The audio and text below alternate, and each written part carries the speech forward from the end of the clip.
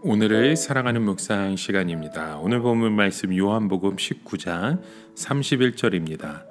이날은 예비일이라 유대인들은 그 안식일이 큰 날이므로 그 안식일에 시체들을 십자가에 두지 아니하려 하여 빌라도에게 그들의 다리를 꺾어 시체를 치워달라 하니.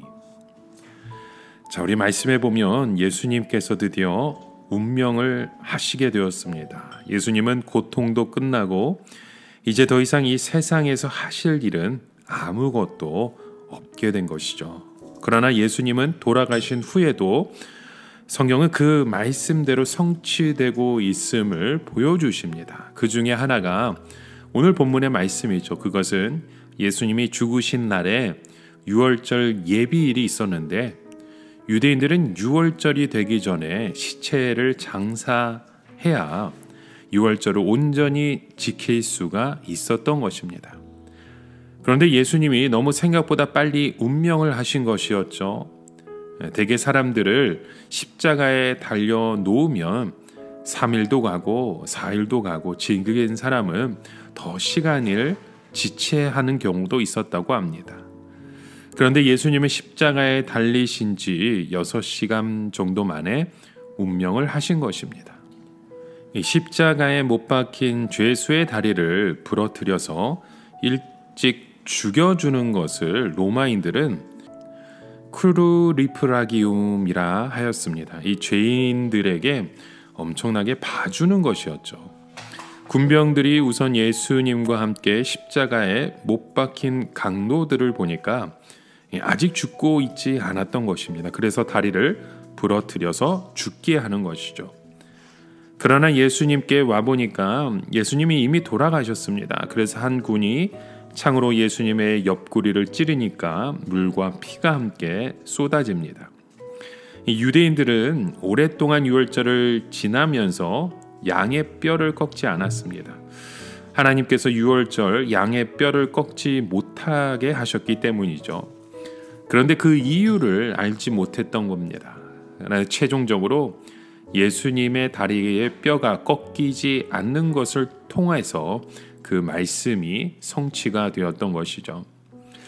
참 아주 사소한 말씀인 것 같지만 한 말씀도 땅에 떨어지지 아니하고 다 이루어짐으로 예수님의 죽으심이 완전한 하나님의 뜻인 것이 증명되었습니다. 그리고 그를 찌른 자도 보리라 했는데 누군가가 예수님을 보고 찌른다는 뜻이었습니다. 어떤 분들은 예수님이 생각보다 빨리 운명하신 것이 그의 엄청난 정신적, 감정적 고통 때문이었다라고 말을 하기도 합니다. 또 어떤 분들은 예수님이 너무나도 괴로워하신 나머지 이미 창으로 찌르기 전에 그분의 심장이 파열되어 있었다라고 말하기도 하죠. 예수님이 십자가에서 숨을 거두시자 곧 바위에 묻는 장사가 거행되었습니다.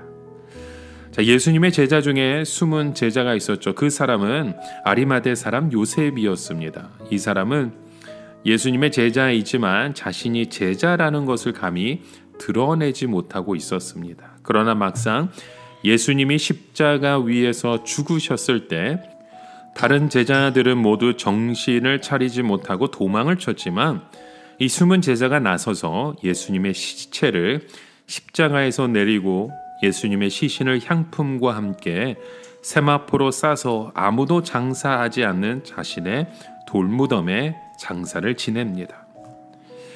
우리는 언제나 앞장서서 일을 잘하는 제자가 중요한지 알지만 때로는 숨어있는 소극적인 제자들이 자기의 역할을 할 때가 있습니다. 그래서 우리 교회 공동체도 마찬가지죠. 늘 앞장서서 하는 사람만 잘한다고 생각해서는 안 됩니다. 때로는 침체되어서 다른 사람들과 잘 사귀지 못하고 또 어떤 때는 오히려 짐이 되기만 하고 걱정거리만 되는 분들이 막상 어려움이 터졌을 때 용감하게 나서서 자기 몫을 잘 해내는 분들이 많이 있습니다. 그래서 자기 자신처럼 적극적이지 않다고 해서 무시하거나 섣부른 판단을 해서는 안 되는 겁니다. 예수님은 부자의 무덤에 장사되리라고 한 예언대로 아리마다의 요셉의 새 무덤에 장사되었습니다. 이 새 무덤이 중요한 이유는 유대인들의 무덤은 대개 가족 무덤이기 때문에 여러 사람의 시체를 안치하게 됩니다. 그래서 사실 예수님의 부활에 대하여 혼동이 있을 수 있는 것이었죠. 그러나 새 무덤이기 때문에 시체는 예수님의 시체 하나밖에 없었습니다. 그래서 혼동될 수가 없었던 겁니다. 이제 예수님은 죽으시고 바위 무덤에 묻히셨습니다. 이제 남은 것은 오직 하나님의 능력만 남아 있는 것이죠. 예수님이 죽으신 후에 어디에 계셨을까 하는 것을 두고 사람들의 의견이 분분합니다. 어떤 분은 베드로가 옥에 갇혀 있는 영들에게 전도했다고 했으니까 지옥에 가셔서 옥문을 열고 거기에 갇힌 영혼들을 해방시켰을 거라고 얘기합니다. 또 거기에 비하여 어떤 분은 예수님은 회개한 한 강도에게 오늘 내가 나와 함께 낙원에 있으리라 했기 때문에 천국에 가셨을 것이라 얘기합니다.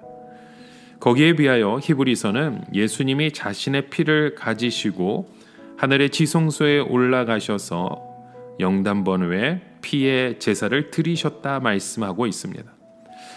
예수님께서 장사되신 것은 자신의 피의 제사를 드리고 이제는 하나님의 때를 기다리는 시간이었습니다. 그리고 예수님은 3일 만에 사망 권세를 깨뜨리시고 부활하셔서 부활의 첫 열매가 되신 것입니다. 이 십자가의 승리로 예수님은 마귀를 이기셨고 우리를 죄의 감옥에서 모두 건져 주신 것입니다. 여러분, 오늘 우리를 위해 십자가에 달려 돌아가신 주님, 그리고 우리를 위하여 부활하신 예수 그리스도, 그분을 통해 하나님의 놀라우신 사랑과 은혜가 우리의 삶 가운데 함께 선포되어지고 회복되어지길, 이제는 새로운 소망을 얻게 되시는 우리의 삶이 되어지시길 주님의 이름으로 간절히 축원합니다.